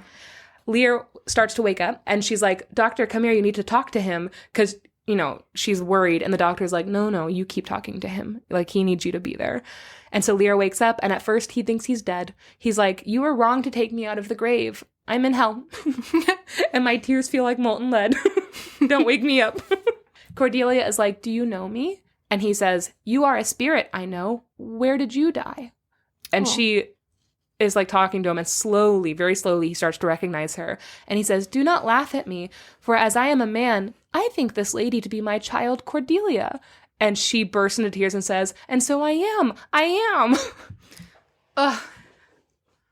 Whew. This play is going to get you. Lear says, "Be your tears wet? Yes, Faith, I pray, weep not. If you have poison from me, I will drink it. I know you do not love me, for your sisters have, as I do remember, done me wrong. You have some cause, they have not." He's like, "You can hate me, and that's okay, but your sisters have no reason to hate me." Spoiled brats. He keeps asking for her forgiveness, and she helps him walk off stage so they can continue this like touching reunion alone. She does this a lot. They reference it, and she does it on stage. Whenever she's about to have a very emotional moment, she'll get just enough, and then she'll walk off stage to be alone. I think it's a very clear indication of Cordelia's personality, because she said from the beginning she's pretty shy and reserved. Mm-hmm. Like she'll show a little emotion and then be like, "I need to be alone. I have to process this somewhere else." And she does the same thing with her dad, where she's like, "We don't need to do this in front of people." It's just like a really cool, nuanced, like theater character that you don't see a whole lot, you know? Yeah, it's very cool to see a character who is like so genuine that they aren't playing to the audience. Yeah, exactly. Yeah, it's wild. Back with Edmund, he and Regan are talking. She is asking him if he slept with her sister, and he's like, "No." "Your sister? Who? Gonorrhea? Not me." Regan is in the middle of ordering him to stay out of Goneril's bed when Goneril and Albany, her husband, walk in. Albany tells everyone that he fucking hates them, and he agrees with France for wanting to obliterate them. But also, he's their ruler, so he has to defend his country, so he's gonna. But you guys are all in hot water. I'm mad at everyone in this room.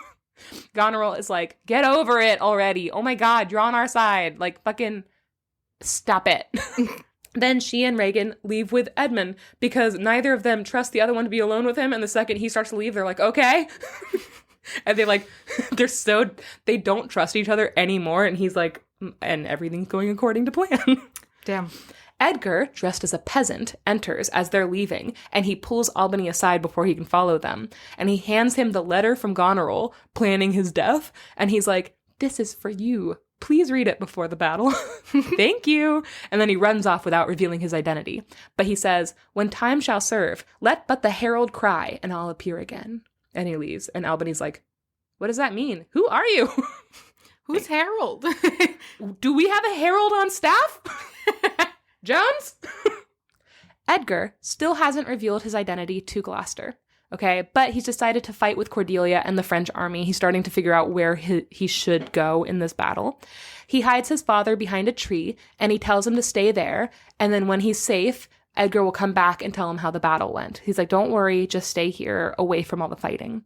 But then he comes back in after a little while. Like on stage, Gloucester's like by himself, like blind and standing behind a tree. And then Edgar comes running back, and he's like, "We have to go." Oops. And he takes Gloucester's hand, and he says, "King Lear lost, and Lear and Cordelia were captured by Edmund's army." Oof. Edmund has Cordelia and Lear as prisoners, and Cordelia is demanding to see her sisters. Lear, however, has no interest. He's like, "I'm an old man. I don't even care about politics."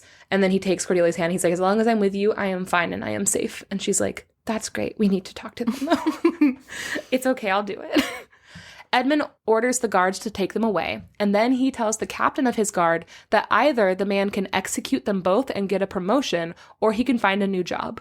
Now remember, he has to do this because he's not the king, he's not the ruler of this country, he's an earl. He's trying to get rid of them before Albany can pardon them. Meaning he has to do this as fast as possible so that nobody can take it back. Albany, Regan, and Goneril come in to celebrate their victory, and Albany tells Edmund to hand Lear and Cordelia over him, and he's like, "No, can't do it." Regan is like, "Well, I don't feel very good," and everybody ignores her. Nobody cares. Nobody cares. Edmund tells Albany that Lear looked really pitiful, and he's like, "I had to send him away with a guard so that no one would see him and then rebel because they feel sorry for him. Plus, it's not appropriate to deal with this now. So many people are like burying their dead and like dealing with battle wounds and stuff, you know?" And Albany's getting pissed. He's like, "Did you just tell me no? You guys heard that, right? You're an earl. You fucking work for me, bitch." Damn. Yeah. He's like, I'm technically the king here. So he tells Edmund that he is not his brother. He is his subordinate.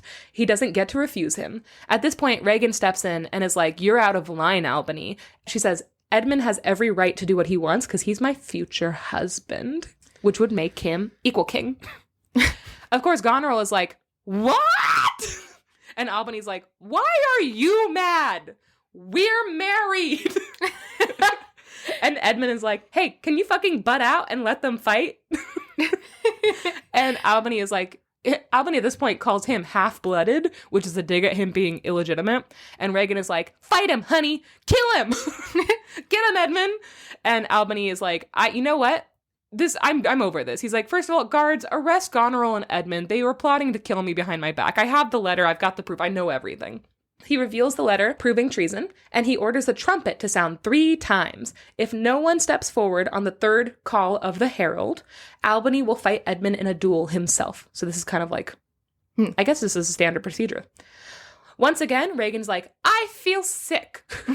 At which point... Shut up, Regan. At which point, Goneril turns to the audience and says, if not, I'll never trust medicine.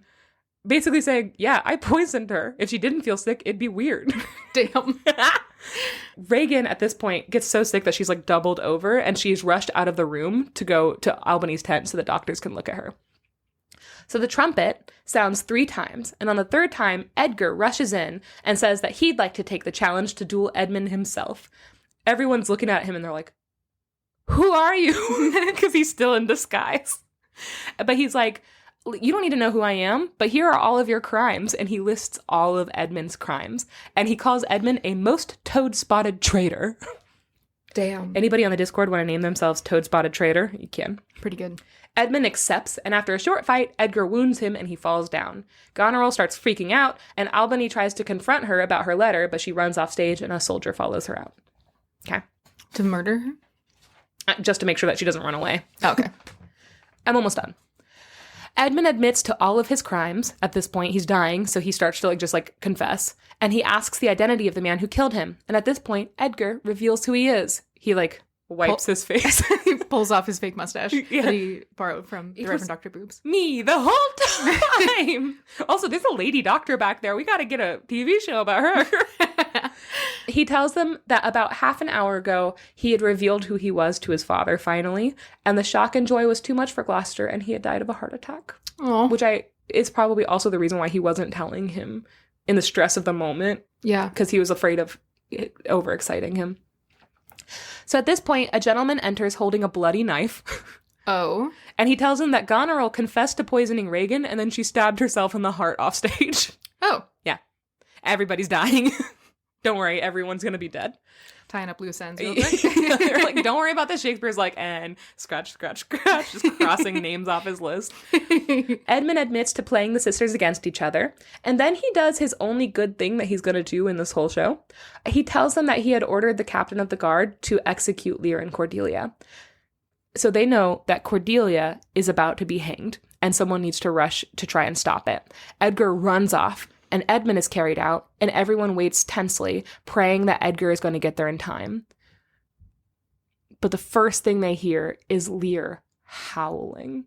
He literally says, howl, howl, howl. But it's like an old man screaming. Like, Derek Jacobi did a guttural scream that literally, the whole audience just, stopped breathing.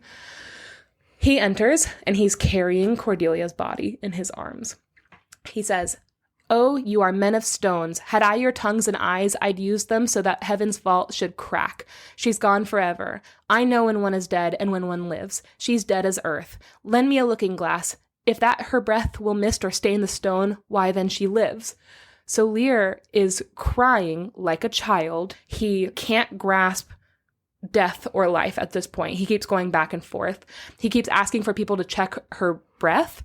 And he's like, he seems to know deep down that Cordelia is dead, but he keeps saying, "Cordelia, Cordelia, stay a little. Ha!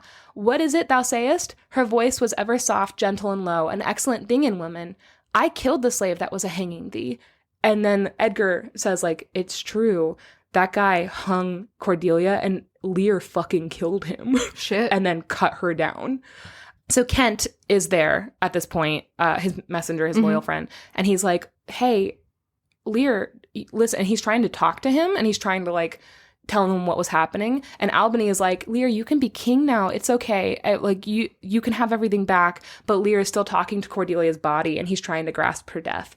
And he says, and my poor fool is hanged. Oh, they hung his fool. Why didn't they catch that before? Oh, no. No. He says, and my poor fool is hanged. No life. Why should a dog, a horse, a rat have life, and thou no breath at all? Thou, it come no more. Never, never, never, never, never. Pray you undo this button. Thank you, sir. Do you see this? Look on her. Look, her lips. Look there, look there. So he's like, well, she's still alive. I know she's still alive. And then he's just like, but how come there are rats alive? How come rats are allowed to be alive? That's what he keeps saying. And with this, Lear dies. Ugh. Edgar thinks he's fainted. He like falls over and he's like, we got to wake him up. And as he's like trying to wake him up, it becomes clear that he's dead.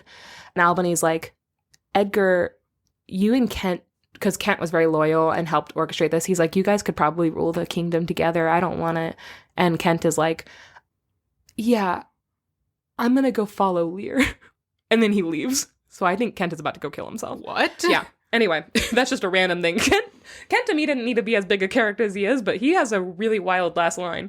And Edgar ends the play with this last line. The weight of this sad time we must obey. Speak what we feel, not what we ought to say. The oldest hath borne most. We that are young shall never see so much, nor live so long. So basically, he vows to never forget how awful this was, and never let history forget this.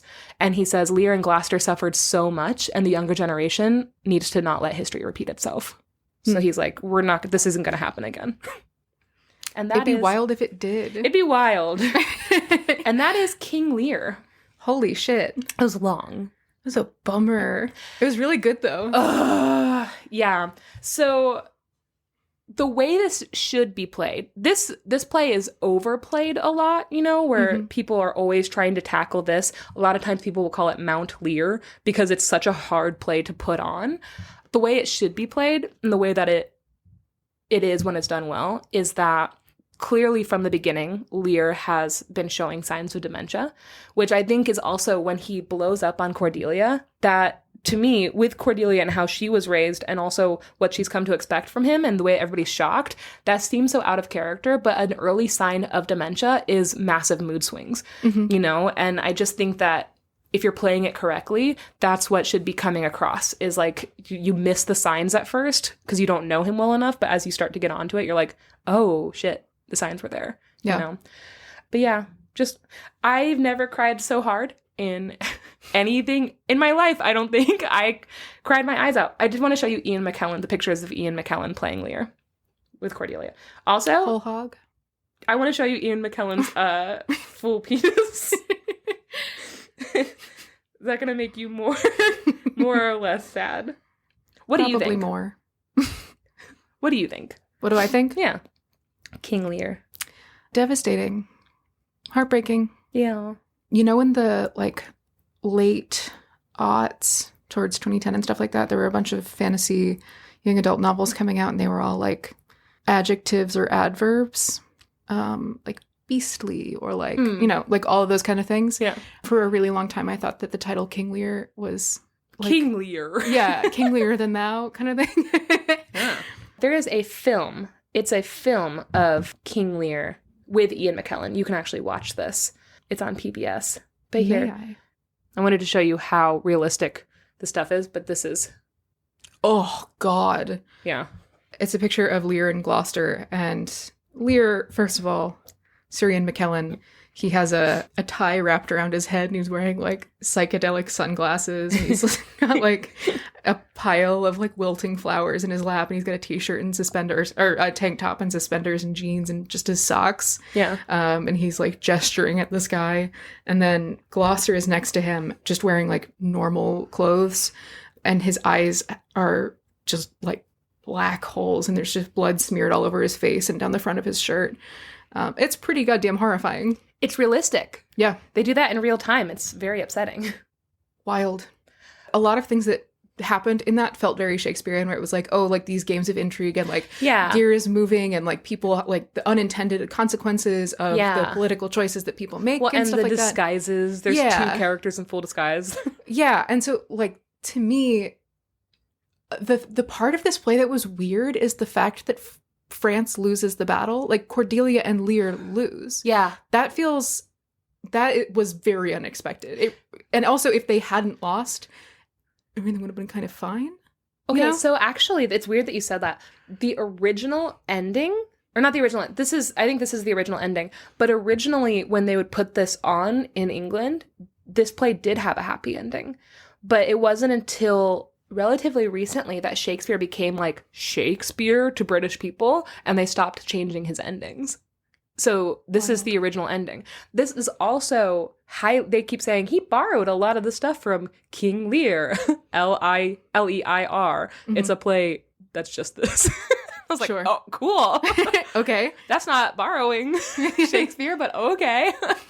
So yeah, and it's loosely based off a bunch of stuff. But yeah, a lot of times when they put on this play in the past, they would have a happy ending because people didn't want to see an old man who was senile hold his dead child and like scream and not understand the concept of death. Yeah, that's the moment when, people categorize Shakespeare's plays into tragedies and comedies. And that's the moment where it could have been a comedy. Yeah. Even with as dark as it was, where it's like if they had wanted to be like, okay, great, now like he and his daughter get to rule the kingdom together, like they take back their lands. He's going to be taken care of in sickness, because it's clear that he's never going to come back to what he was before. Mm-hmm. But yeah. Yeah, It was the concept of, there's an ache watching your parents get old, just in general. Just as you get older, knowing that your parents are going to die is like a huge, weird ache. It doesn't really go away. But specifically for me, seeing men lose their like cognitive agency abilities. And their cognitive abilities and go through dementia, for whatever reason, that fucking hits me. And I don't know why that is. And I'm like, wow, that's kind of unfair that it hits me more than with women. But I guess with women, I just assume women can take care of themselves. And I don't always assume that older men can. Just seeing like an older man act like a baby is very upsetting. Yeah. Ugh. I think it's also, again, this is like gender essentialist in a lot of ways, but there are a lot of times where women are depicted as, at any age as being very emotional and crying and like feeling insecure and like losing sense of themselves. But in most media, men do not. Yeah. Like they are it's not the James emotional. Bond of it all. Like they are capable and they're in charge and so seeing you don't see them weak. Yeah. Seeing an older man like cry like a baby is weird in a different way. Yeah. Also, especially like somebody like King Lear, who was so wealthy and powerful, and you see him in that position at the beginning of the play. Yeah, it's a rough turn. Yeah. Yep. Anyway, I put in the show notes, I put a link to Signs of Dementia. So if you want to give that a read, happy birthday to me. Happy birthday. Max, bring us up with the tale of Macbeth. Okay, Max. Okay, Janey. Wow, that was a bummer. King Lear.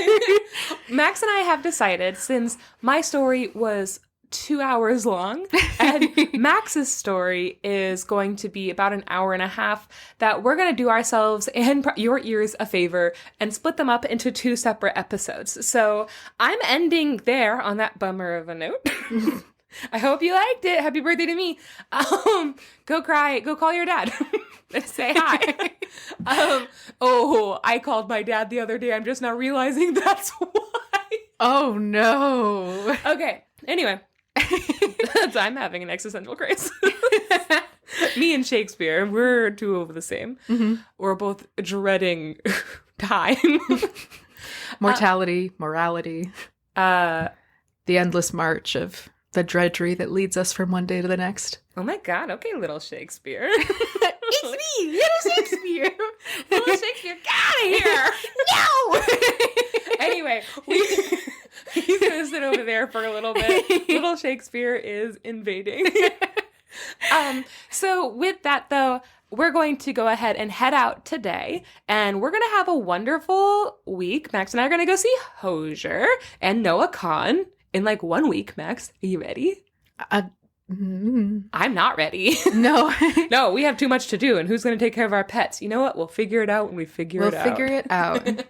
But if you want to talk about King Lear with us, you absolutely can. Anytime you want, you can email us at sortofthestory@gmail.com, or you can see some of the pictures that I talked about today of Ian McKellen in his movie, which you can watch on PBS. I don't know. Can you watch it on PBS? Mm-hmm. Anyway, you can look for it. Google's free.